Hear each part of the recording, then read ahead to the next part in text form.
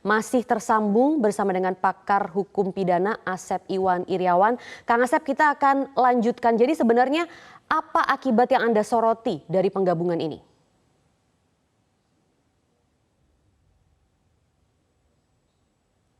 Kang Asep, suaranya kembali termute. Oke, nah, kalau misalkan terus akan berlanjut ini secara hukum, dasar hukum tadi ya, pasal 10A ya, ayat 2. Kemudian 253 ayat 2 KUHP, kalau cara mengadili salah, itu bisa dibatalkan oleh Mahkamah Agung. Kalau dibatalkan kan berarti diulang lagi, sia-sia. Kalau ngejar waktu malah diulang lagi, waktunya kepepet lagi gitu kan. Itu yang berbahaya. Kedua, yang lebih penting tadi ya, ini pemeriksaannya terhadap ini yang harus dapat perlindungan, bahasa hukumnya penanganan khusus, nanti nggak khusus lagi. Karena dia merasa sebagai JC, ya, saksi pelaku atau terdakwa dalam kasus ini, dia merasa diperlakukan sama dengan yang lainnya, gitu kan. Nah, ketika merasa perlakuan lainnya, misalkan tadi saya kasih contoh di akhir, dia ya sebagai terdakwa berjejer bertiga, saksinya adalah FS dan PC, ini baru mau loh, maka saya ingat kejadian. Atau berhadapan dengan saksi-saksi yang selama ini seperti kelompoknya Susi, Kodir, dan sekarang satu juga ada 2 orang di sini ya yang akan diperiksa. Bayangkan, saya khawatir secara fisiologis, namanya juga orang patuh, tunduk, ya pendidikannya juga sederhana, orangnya juga sederhana. Nah, saya khawatir ada perubahan sikap.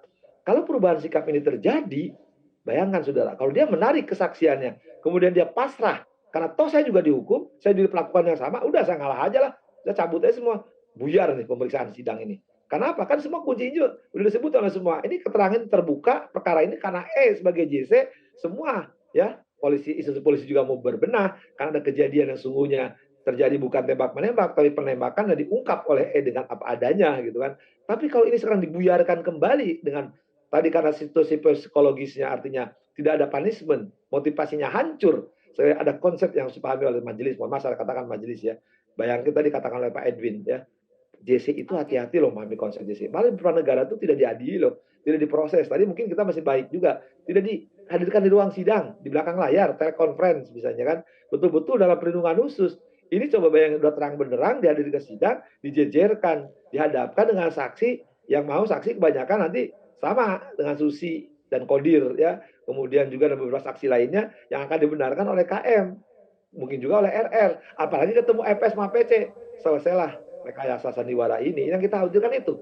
Sekali lagi, jangan hanya mengejar karena efisiensi, mengejar percepatan penyelesaian, ya, tapi mengorbankan substansi. Artinya apa? Substansi dari JC yang harus perlakuan khusus, tapi tidak diperlakukan khusus. Gitu. Kalau tidak diperlakukan khusus, saya khawatir tidak akan muncul kelak JC-JC berikutnya. Baik, sebelum kita menyoroti mengenai akibat dari status justice collaborator yang tadi Kang Asep katakan ini bisa dalam tanda kutip rusak begitu ya. Saya akan kembali lagi ke penegasan Kang Asep. Jadi sebenarnya kalau majelis hakim ini sampai hari ini kemudian memutuskan untuk menggabungkan Richard Eliezer dengan 2 terdakwa yang lain, berarti sebenarnya Undang-Undang Perlindungan Saksi dan Korban khususnya pasal 10 ayat 2 ini tidak mengikat dong Kang Asep. Tidak ada akibat hukum yang langsung bisa timbul. Asas hukum mengatakan presumption juris de jure. Semua undang-undang telah diundangkan berlaku bagi siapapun. Tidak ada adeptus contractus. Ya. Tidak ada hak, saya tidak tahu apalagi hak penegak hukum. Ajas hukum, hakim dianggap tahu undang-undang. Ius surianovit. Jadi ketika undang-undang diundangkan mengikat semua, apalagi penegak hukum, terikat semua oleh keterangan ini. Nah, apa artinya undang-undang diundangkan kalau tidak dilaksanakan? Jadi jangan menggunakan logika yang salah, yang tidak ada di undang-undang, yang undang-undangnya ada, kemudian alasannya udah biar cepat selesai ngejar saksi, biar samain juga, biar cepat juga, saksi tidak bolak-balik. Loh, itu bukan aturan main, itu bukan hukum acara, itu ya hanya ngejar waktu, bukan ngejar kebenaran material, karena kebenaran material diatur di KUHP, ya apa artinya splitting, ya 141, 42, jaksa tuh tidak mungkin mengajakkan pemisahan. Toh jaksa juga sama meriksa, boleh juga meriksa, tapi kan tidak di sebegitunya gitu. Nah sekarang tiba-tiba di pengadilan dalam hal ini majelis hakim atau pengadilan negeri yang menyidangkan bisa dalam tanda kutip dapat sanksi atau bagaimana kalau melanggar? Ya sudah, semua akan berkata ini adalah independensi peradilan, imparsialitas pengadilan. Ketika pengadilan mengadili, ya di atas nggak boleh ikut campur. Tapi sekali lagi kalau ini kelihatan dan kita tunjukkan pas kita bisa berbeda lah, mungkin prediksi saya sangat salah prediksi saya dan teman-teman yang tidak setuju. Kalau yang lain ada juga setuju, tapi alasannya selalu biar cepat efisiensi, dia lupa nggak membaca pasal-pasal itu. Walaupun disitu dikatakan dapat, tapi dia tadi Pak Edwin itu dengan bagus sekali, jangan menggunakan teori-teori mahkota, salah saksi mahkota dengan JC dua hal yang berbeda gitu kan. Nah sekarang katakanlah sekarang ya sedang jalan terus. Saya aja berharap ya Mahkamah Agung, Bawas ya melalui Ketua Pengadilan Tinggi sebagai kawal depan, ini aturan main loh ya. Mengingatkan jangan sampai sidang nanti sia-sia. Kembali lagi, ajas peradilan loh, jangan sampai Anda sidang cepat nanti dibatalkan cara menilai salah, atau diulang lagi. Berarti ajas peradilan tidak cepat. Jadi ajas peradilan jangan dikatakan ya biar cepat transaksi, bukan. Peradilan semua cepat. Tapi pemeriksaan berlaku norma ya. Normanya ada aturan yang mengatur. Norma tadi yang spesialisnya adalah di pasal 10A gitu ya. Tapi sekali lagi, kalau ini tetap dilangsungkan, ya kita ikutin aja gitu. Cuma nanti kita lihat, nah apakah ini ya yang saya prediksi akan berubah, ya kita berharap tetap syukur lah, tetap bertahan. Cuma nanti mungkin ketika mereka bersidang berikutnya, ya berbeda di kursi terdakwa akan berbeda bersaut-sautan, atau mereka nanti sebagai terdakwa untuk sebagai saksi berbeda lagi. Saya khawatir ini akan mengurangi nilai kesaksian, seolah-olah ya yang salah, yang lain benar. Kan tidak mungkin sekali lagi ya LPSK memberikan JC atas kejujuran kepatuhan dari orang yang bernama ini. Kita itu melindungi bukan apa, karena membuka aib ini maka harus dikawal terus, dihormati terus gitu kan. Bahkan ada pasal tertentu yang sebenarnya bisa membebaskan cuman saya pikir udahlah kita lihat proses dulu ya, bahwa ini harus ada perlakuan khusus, bahasa hukumnya penanganan khusus ABCD itu dikecualikan. Jadi tolong dibaca pasal 10A. Undang-undangnya masih baru kok, tapi konsep ini lama. Konvensi-konvensi internasional atau yang menganut konsep JC ini kan berasal dari konsep bukan kontinental, tapi Anglo-Saxon. Kita redup, kita kontinental disatukan. Nah ketika disatukan, beberapa teman-teman mungkin entah belum atau lupa atau menafsirkan tersendiri, saya nggak tahu ya, tapi menurut saya ya nggak bisa untuk ya nanti kalau mau disatukan biarlah gitu, tapi statusnya harus sama. Kalau dakwaan juga penyertaan, tapi ketika penyertaan statusnya adalah JC. Ya, Kang Asep, bisa dipertegas kembali seberapa khusus sebenarnya perlakuan justice collaborator ini harus bersama-sama kita awasi kalau dibandingkan dengan saksi mahkota misalnya, karena sering terjadi kerancuan di situ seperti yang Anda katakan. Gini, saksi mahkota paling gampang ya supaya publik gampang memahaminya. Saya atau gini, A, B, C, D merkosa si X. Semua ngakui, tapi nggak ada yang lihat. Tapi mereka bisa jadi saksi. Dan saksi mahkota kan, makanya split perkaranya, si A terdakwa, si B, C saksi. Nanti si B terdakwa, yang lain jadi saksi. Tapi posisinya semua mengakui, ya artinya. Atau misalkan itu jelas, itu saksi mahkota kan disebutnya. Karena dia berperan sebagai terdakwa, sebagai saksi atau lain. Tapi ini bersama-sama, ya semua nyangkal. Tiba-tiba muncul sebagai JC, ya. Nah, terbukalah aib ini. Sebenarnya konsep JC ini tidak bisa diperlakukan sebagai terdakwa, ya. Dia harus tertutup, misteri guest, ya. Dia harus misteri guest. Beda kan kalau tadi ABCD ngaku semua, tapi si split takutnya berbeda di persidangan. Tapi kalau ini nyangkal semua. Nah, nyangkal semua jadi kan terdakwa, tapi kuncinya di ini. Ya, yang dia ada dia konsep sederhana yang paling gampang dipahami oleh publik. Ya kalau jauhnya saya bisa terang, silakan kuliah 1 semester dengan saya bisa panjang, tapi sampai mau pidana. Tapi sekali lagi ini muncul karena membuka aib ini. Ternyata ini bersesuaian dengan luar. Nah si ini katakan Eliezer ya, bersesuaian dengan saksi ahli, ya dengan keterangan ahli, ya ahli balistik, ahli forensik. Ketika nembak berapa kali, ya dia 3 kali, ternyata tembak lebih dari 7 kali. Kata balistik nggak mungkin dong 3 kali, buktinya ada berapa kali. Kalau ini pasti si PS ya FS ya nyangkal, dia tidak nembak, tapi faktanya peluru lebih dari sekali, itu gampang. Kemudian juga apalagi tadi kesaksian Kodir maupun Susi. Nah fakta-fakta itulah yang kita khawatirkan gitu kan. Jadi perbedaan antara saksi mahkota sama JC jelas itu yang paling sederhana ya. Baik. Oke Kang Asep, itu cukup bisa dimengerti. Kalau misalnya kita kembali lagi kepada kesiapan mental begitu ya dari Richard Eliezer. Tadi LPSK sudah mantap menyatakan bahwa sebenarnya dari sisi mental dan psikis Richard Eliezer sudah cenderung siap akan penggabungan ini. Tapi apa sebenarnya prediksi kerusakan yang bisa Kang Asep diperhitungkan begitu ya dalam statusnya menjadi justice collaborator. Apakah nanti mungkin majelis hakim ke depannya mungkin bisa menggabungkan Verdi Sambo, Putri Candrawati dan juga Richard Eliezer menurut Anda Kang Asep? Ya kalau saya sekalikannya semuanya, kan perkara ini pembunuhan ya. 5 orang jejerin aja, saksinya kan sama semua.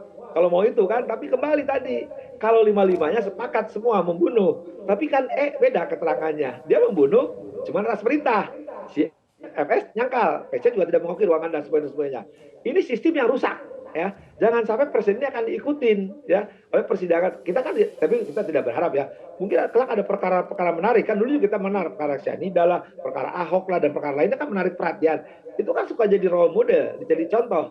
Sidang aja bisa kelihatan antara Cyanida sama Ahok kan berbeda. Kalau Cyanida siaran langsung, kalau Ahok siaran tunda. Sekarang bukan saya delay, tapi delay dengan alasan tidak berhubungan. Tapi faktanya saksi satu sama lain berhubungan, 3 orang itu berdekatan kan.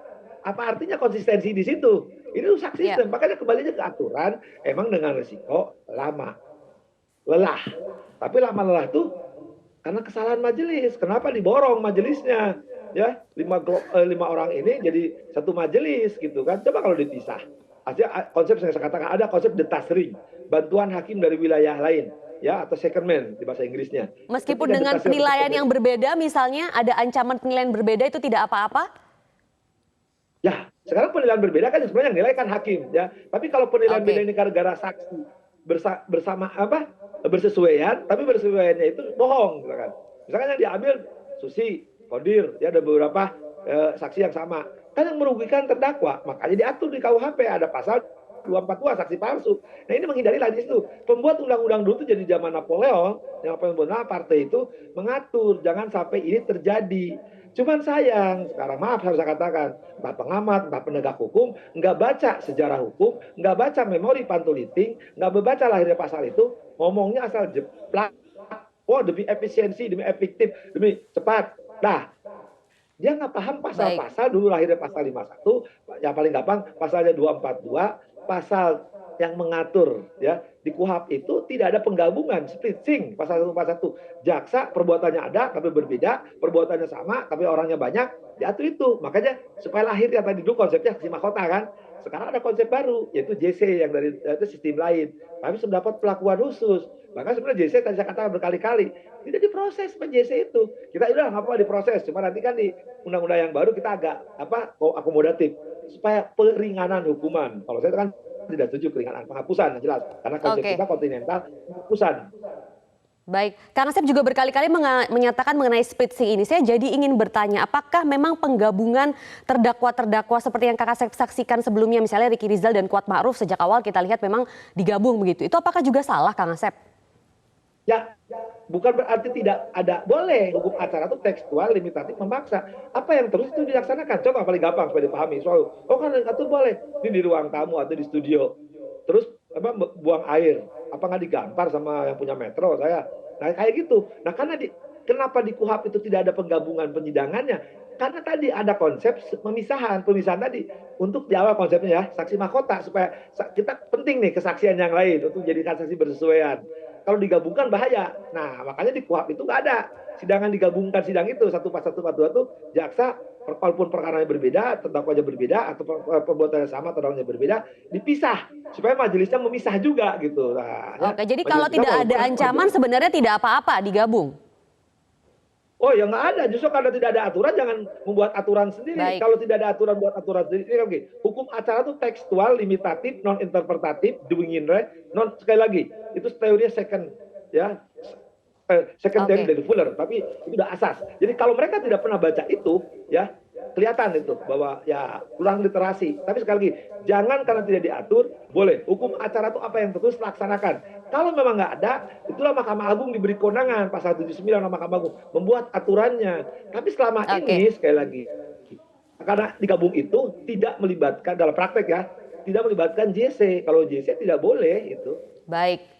Itu yang harus digarisbawahi ya, JC sebenarnya tidak boleh. Kita beralih mengenai saksi yang dihadirkan hari ini, cenderung saksi-saksi baru yang diperiksa. Dan ada beberapa, 2 diantaranya ini merupakan ART yang nanti akan dimintai keterangan untuk di-compare dengan keterangan ART sebelumnya yang bisa dibilang membingungkan ya Kang Asep. Jadi bagaimana Anda menilai kesaksian hari ini? Ya, kalau kesaksian kita belum dengar ya, 2 ART, saya lupa namanya 2 hari ini itu ya, eee, mungkin akan mirip-mirip sama Susi gitu kan, sama Kodir yang dulu didengar. Tapi kalau yang saksi yang barusan kita dengarkan dari petugas ambulan kan sebenarnya nggak ada kaitan dengan dakwaan gitu kan, jadi nggak signifikan lah, nggak relevansinya, nggak terlalu penting. Cuma bagaimana tuh jenazah dibawa, jam-jamnya aja, bahwa jam sekian ada orang meninggal, ya bagaimana dibawa kemana, atas perintah siapa gitu kan. Atau juga tadi menanya pertanyaan mungkin, kenapa sih ambulan itu kan standarnya kan harus dinyalakan dimanapun juga, kenapa harus dimatikan gitu. Makanya mungkin komplek nggak mendengar nih ada ambulan yang ngambil jenazah. Nah, akan ketahuan maksudnya apa gitu mobil jenazah. Kan kalau kita ada orang meninggal mah supaya sekelilingnya tahu, bahkan suka diumumkan kan kalau di kampungnya itu di masjid lah, di rumah sakit tuh ya diumumkan kan berulang-ulang gitu kan telah meninggal dunia. Nah ini malah yang menjemput jenazah nggak ada, ini membuktikan ya ada sesuatu untuk mungkin nanti dakwaannya adalah merusak atau menghilangkan barang bukti atau OEJ yang selama dikenal itu gitu. Tapi sekali lagi yang mungkin menarik tadi hiburan kita nanti adalah mungkin 2 pembantu itu ya. Nah, jangan-jangan sama dengan Susi gitu. Kalau jangan Susi nanti jadi bahan bulan-bulanan. Tapi kita tidak berharap itulah. Yang berharap itu kan Oke. keterbukaan apa yang terjadi di Kecaguling maupun di Duren 3. Oke, jadi menurut Kang Asep apakah nanti kesaksian hari ini akan lebih mudah untuk membuka fakta-fakta mengingat juga ada penggabungan 3 terdakwa di sini? Kalau saya sih justru ya 3 ini kan istilahnya kalau pakai klaster ya atau medium, klaster pertama kan, klaster utama, karena ketika terjadi pembunuhan di Uang itu kan yang tahu ada RE, dia nembak udah ngakui kalau si RE. RR ada, cuma nggak jelas perannya. KM ada, nggak jelas perannya karena kita belum tahu ya. FS ada, PC di ruang kamar.